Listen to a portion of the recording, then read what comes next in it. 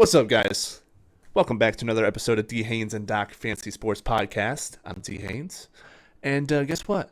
Week 17, we're almost there. Well, this week and next week.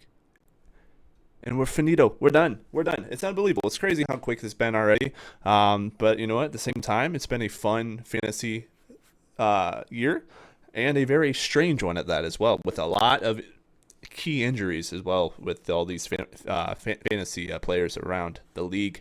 But other than that, guys, we'll get right back into it, and I do apologize. Coming live for the second show of the night. The last one had some technical difficulties, and I didn't realize it until the last second. So yeah, like I said, I apologize.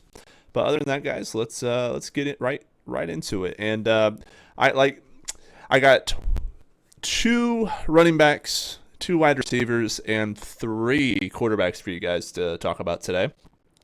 And the number one running back that I would love to talk about today for you guys, if you guys are in desperate need for a running back, is Clyde Edwards-Helaire for the Kansas City Chiefs.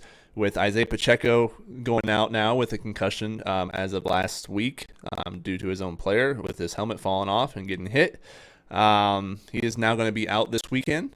And McKinnon's already out as well, which now leads only Clyde Edwards-Helaire to take all the punches, guys, all the punches. So yeah, if you need a running back, Clyde Edwards-Helaire would be a huge pickup, especially going up against a kind of struggling Bengals run defense. So we'll see how that goes. And it's back into Arrowhead, and they're going to be coming out. They need to win this game this week. Kansas City does. So. I think they'll come out a little bit stronger than what they did against the Raiders. But that's one guy that's definitely, if you guys need a running back for sure, to pick up. I think he could be a RB2 flex option against this Bengals defense, especially with really only him being able to take a lot of the workload. Just hope, knock on wood, that he don't get injured for that sake. But yeah. And another guy I'd like to touch base on now.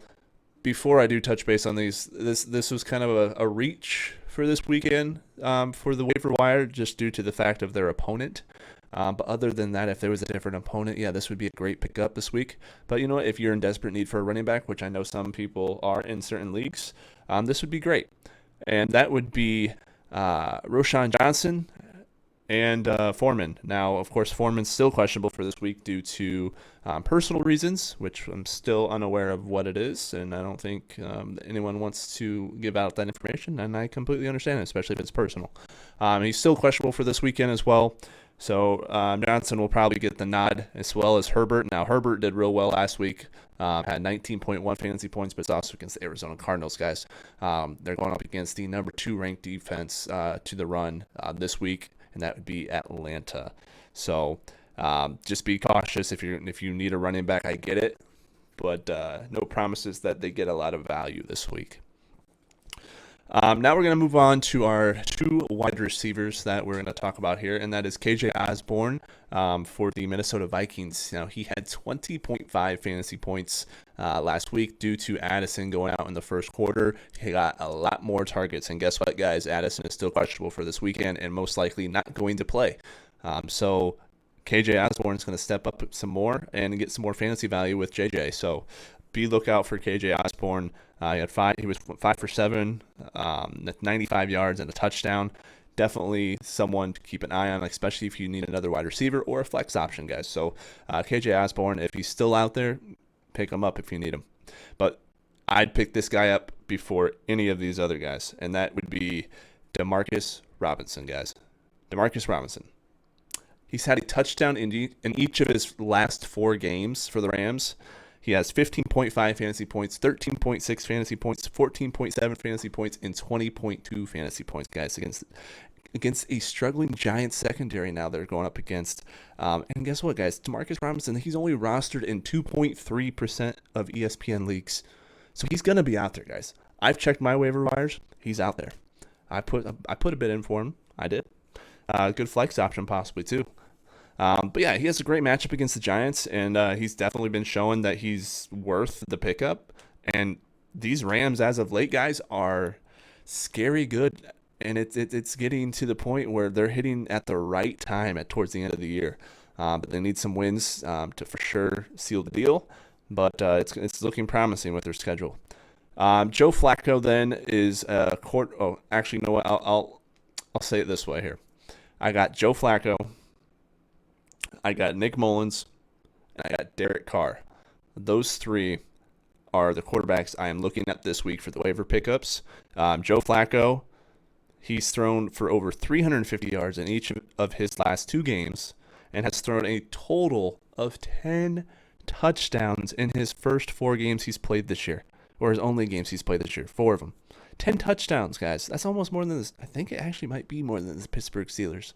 That's about, actually, no, you know what? They scored a good amount with Mason Rudolph. So it's about -1 or 2, but still, that's kind of sad for the Steelers. But anyways, he's going up against the number 1 defense for the pass, or against the pass, and that's the New York Jets this week, guys. It's at Cleveland. I know that no quarterback other than Josh Allen, and that was the first week of the year, or first game of the season. Sorry, that he's the only quarterback that's gone over 15 fantasy points against the Jets secondary. I think Joe Flacco can get 15 fantasy points or more against the Jets, just due to the fact that he had Amari Cooper at wide receiver, and you saw last week they have a special bond, guys. Special bond for sure. So yeah, that's one guy I would also be looking at, as well as Nick Mullins. He went for 411 yards against the Lions last week. Now, he did have 4 interceptions. I get that. And this is why I say Joe Flacco first, and then I'll say Derek Carr, and then Nick Mullins third. Just due to the fact that if Nick Mullins has another poor game, I don't see him, or at least he starts off with has a poor game in the beginning of the game, he might get pulled. And if that's the case, Dobbs will be coming in. And yeah, that's why I have him third on my quarterback list out of it, just due to the fact of that. But he is also going up against a struggling secondary defense with the Green Bay Packers this weekend. They're ranked 19th against the pass, and they made Bryce Young look incredibly well last week, which was actually very sad, with one of the worst, actually the worst team in the NFL. They almost lost to him. But yeah, so that's one guy I'd also look at with Nick Mullins. And then Derek Carr, guys. We've talked about him before on the show, and we'll talk about him again. He's finally kind of finding himself in his game that he was missing early on in the season, even in the middle of the season. He's going up against a 25th ranked pass defense in Tampa Bay. That is right. So it's a good matchup for him. Great matchup. In his last 2 games, he's averaged 22.5 fantasy points. So it's definitely someone to look at. That's why I put him 2 behind Joe Flacco, and then Nick Mullins. So yeah, Derek Carr is definitely a must-watch, especially if you need a quarterback this week. Don't be afraid to play him. He's definitely going to be passing the ball a lot against this secondary. So other than that, guys, that's really all I had. That's all my reports so far for you guys for the waiver wire. We will have another show Friday to do our starts, sit-ems, and sleepers. But other than that, guys, until then, we'll catch you guys later. And I just wanted to say, deuces. See you guys.